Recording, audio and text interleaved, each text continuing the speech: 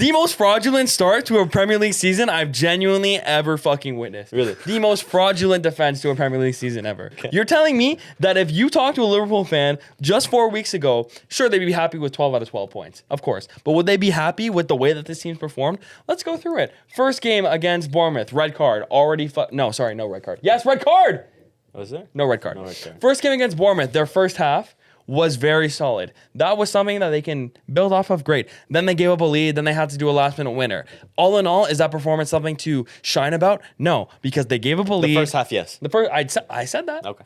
I said. Did I not say that? The first half. I said that. The first half. But all in all, was that a performance to shine about? No. Second game, Newcastle with a red card. Not only do you give up a 2-goal lead, but you have a man above, and you still can't put the game to bed until you have to flaunt it away. Who scored the winner? Salah? Was it Salah? Ngumoa. Oh, it was Ngumoa. That was Newcastle Ngumoa. one? I blocked that out of my brain because it made me so angry. So, red card, 10 men, still can't hold a lead, have to get bailed out by a 17-year-old. Great. Next game against Arsenal. He was actually 16 at that time, so. Fair. Yeah. Next game against Arsenal. You want to talk about all the scrutiny Arsenal received for not going for it? Who was at home? Who was at home, guys? Oh, wait, it was Liverpool. So, yes, they won off of a stroke of luck, but if you're taking it at layman's terms, both teams played pretty much the exact same. No team really went for it. No team was expansive in their football. Yet Arsenal got all the slack because they came out on the other end of the result. However, Liverpool didn't look any much better. So, looking at it in that perspective, they also deserve to be scrutinized. Today's result against Burnley, it's fucking Burnley. And you took to the 95th minute off of a penalty because Hannibal Lecter, we'll call him, is suicidal. Or wait, he was a serial killer? Hannibal Lecter? What are you talking about? What? Are you okay? HannibalLecter, a serial killer, no? Yes, so he's not suicidal. I know, I said the wrong word.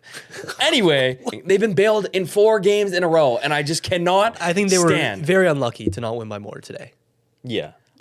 Blake, you can't They tell had me so many chances, bro. today. I mean, What was it, like 30 the shots? first 3 games you can talk about The getting narrative lucky. is crazy. Yes, I The do. narrative I is do agree with you in some extent that in the first 3 games they were lucky. some extent, sorry. Today, I would argue that they were more unlucky than lucky. I would say the same thing. I want to say the thing. I want to say the thing. Say the thing. No, Say the thing. No, you're gonna yell at me. Say I don't the wanna do thing. it. Say the thing.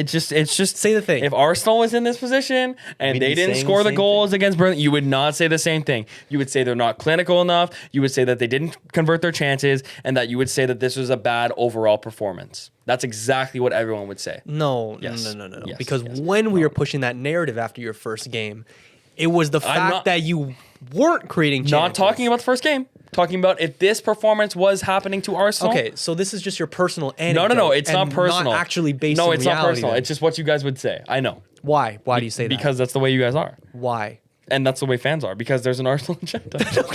There you go. He said it. There you go. He said it. See, when you're pushing that kind of narrative, then I There can't is. speak with you. Guys, you can't look at me straight in the eye and say that Liverpool haven't got at least a tiny bit. They've gotten fortunate at They the amount have of been time. fortunate. They have. Two We're red not- we're cards not in saying they 2 haven't. games. They have. 2 red cards in 2 games. Yes. Yes.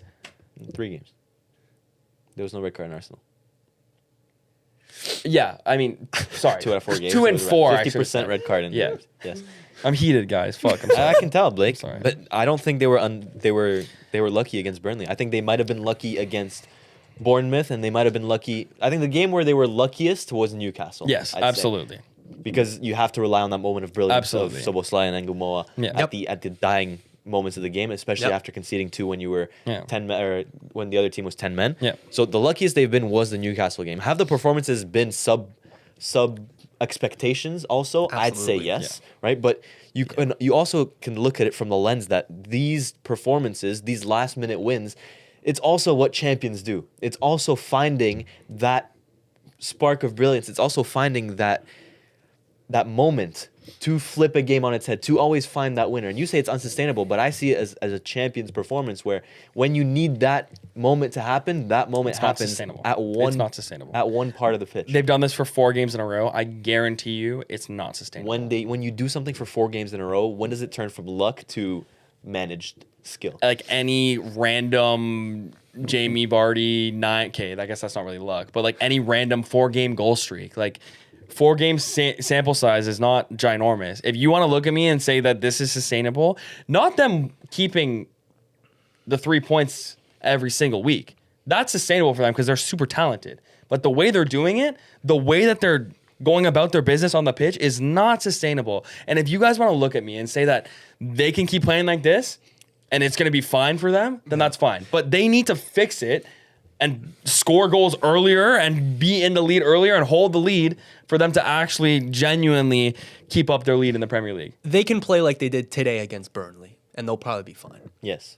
You're acting like they did not play very well, and while the finishing left, stuff to be desired, let's also remember that arguably the best striker in the Premier League is yet to make an appearance. He's going to for these flop. guys. Don't clip me saying that, please. Oh, this is a full-on YouTube video at this point. Okay. This is going up tomorrow morning. Okay. Yeah, that I have nothing to say about In the that. Burnley It's- game, also, you have to look at how Burnley were playing. They were. Yep. Yeah, but that's how they play. Why wouldn't they That's play like not that? They're gonna really play that how- against Arsenal But too. that's how every smaller so team there you plays go. against So bigger that's not teams. an So excuse. why are you blaming it on luck then? because It's not luck if you successfully end up breaking a low block. I down. mean, off of a fucking they did it. handball. It doesn't like, matter how you do it. They ended well, up no, winning it the game. does. Well, I it mean, doesn't really. they do ask how when it's game 4. The chances were created, which means the low block was successfully broken down. Well, And you actually can say no, it was not successfully broken down. If it was successfully broken down, then it would have been- scored more than yes, one. but I mean the chances were created against a low block. So the problem of not breaking down a low block wasn't really there. Guys, you're never going to change my mind on this standpoint because if my mind changes, then I'm not going to watch this league anymore. What? I've watched Arsenal go from the dust on my fucking shoe to the gems of Europe, pretty much. The gems of Europe. You're saying that sitting next to a PSG The fan. 4th best gems of Europe. Fourth best? Yeah. You think you guys are the 4th best team in Europe right now? Compared to last year, yeah. Well, why? Who's better than us? You guys probably.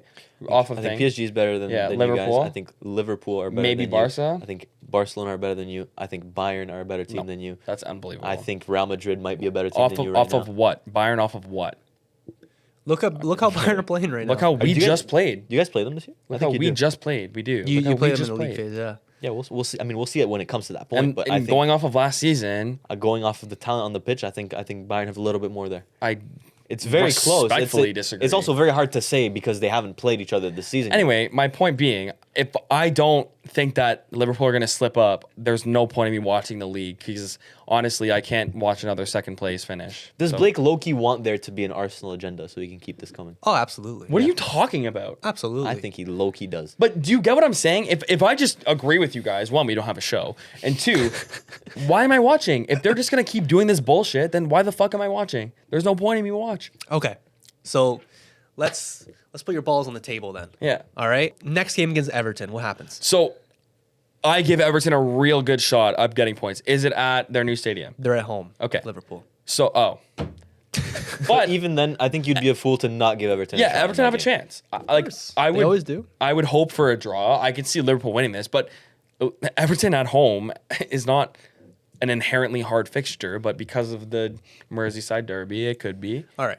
3 points, 1 point, 0 I'm points. from going that for a game. draw. I'm doing it. All right, 1 point. Then they go to Crystal Palace. They go to Selhurst. They're gonna Park. win that, Okay, so that's 4 points. Then they go Chelsea away. and I hope that Chelsea destroy them. What do you think will happen? Probably a draw. Okay. Okay, so that's 5 points. Then United at home. Are we doing the whole season? We're doing the next 5. Okay, then United at home. Well, of course they're gonna win that. Shit. Touche. All right, so that's 8 8 points. And then Brentford away.